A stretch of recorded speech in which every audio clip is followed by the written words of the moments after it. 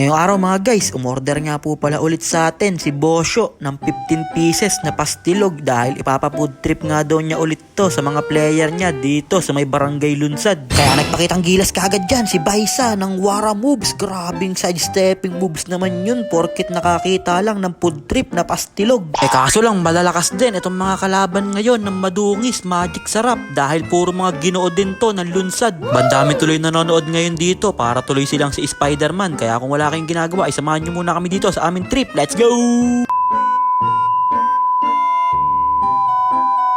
So, ayun po dahil may order nga sa atin si Bosyo na mga pastilog kaya ready ko na nga to at pinaglalagyan ko na ng sauce para maibalot ko na to tapos maideliver na natin. Kasi baka nagsisimula na din yung laro ng madungis Magic Sarap kaya kailangan maideliver na kagad natin to. Kaya pinaglalagay ko na nga kagad dyan dito sa may plastic para madala na natin to sa may barangay Lunsad. At maya maya nga lang ay all goods na din itong mga pastilog natin. Nalagay ko na to sa plastic kaya pwede na natin dalhin to at i-deliver. Dahil baka pagdating natin dun, tapos na yung laro. Kaya sabi ko dyan kay Germany, tara na Germany, bilisan mo dyan para makapag-deliver na tayo. At maya maya lang ay nandito na nga din kami sa may barangay Lunsad. Bandami nga pala nanonood dito, punong-puno yung court hanggang sa labas. Kaya umakyat na din ako dito sa may hagdanan para masilip na kung sino ba yung naglalaro, bakit punong-puno. At pagsilip ko nga dyan, nagpakitang gilas kagad sa atin ang ginoo ng barangay Lunsad na si Renz Dizon. Grabe naman yun. Pero binawian kagad siya dito ni Baisa ng isang layup. At grabe, napaka-solid talaga ng mga fans dito sa barangay Lunsad. Hanggang sa bubong may nanonood. Kaya pinakitaan na sila dyan ni Idol ng isang layup. Sabay nag-angas pa siya dito.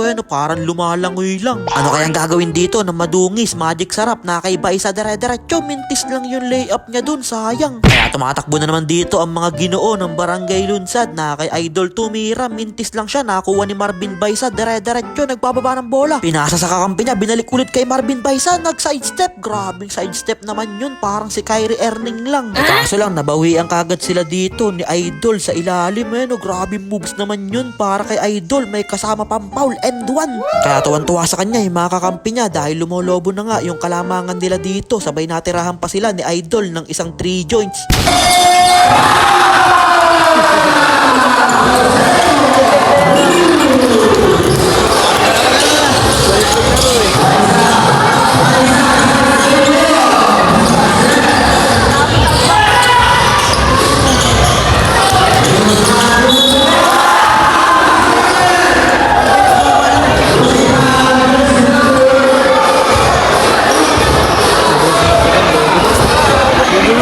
At 3 minutes na lang hinatitira sa oras. Malaki pa yung hinahabol dito ng madungis. Sabay natirahan pa sila ni Idol ng 3 joints sa may gilid. Ilista mo na yun. Lalo pang dinagdagan ni Idol dyan yung kalamangan nila. Sabay na agawan pa si Baisa. Hindi siya makayuko. At nakapas break na dito ang mga ginoo ng Lunsad. Kaso nabitawan. At ang tagal matapos nun laro nila. Nakaredy na dito yung mga pastilog na order nila. Iniintay na sila ni Germany. Pero saglit na lang to. Matatapos na yung laro nila. Dahil tambak na yung madungis Magic Sarap. Kaya naghahapit na dyan si Baisa. Kaso lang hindi pa pumasok yung layup niya kaya nakapas break pa itong kalaban nila. Kaso lang hindi na natin makita kung sino ba yung nakashoot. Bandami kasi nakaharang ng mga ulo. Pero lamang na ng 21 points itong kalaban ng madungis Magic Sarap. Kaya na kay Idol dito biglang umispin move sabay pull up jumper. Ilista mo na yun. Kaso lang wala ng oras kaya sa huli panalo na dito ang mga ginoo ng barangay Lunsad. Tinambakan nga lang daw nila yung mga styler na player netong madungis Magic Sarap. Kaya pagkatapos nilang matalo ay diretso uwian na sila. Hindi na nila kinuha yung mga food trip na in-order sa atin ni Bosyo. Kasi wala na daw silang gana kumain. Tignan nyo kung sino lang kumuha ng mga food trip o onti lang. Kaya yun lang mga guys. Maraming salamat nga po pala sa walang sawang pagsuporta at sa palaging panonood. I-follow nyo na si Ninin Vlogs para sa mga susunod pang vlogs. Mag-ingat po kayo palagi. Bye bye!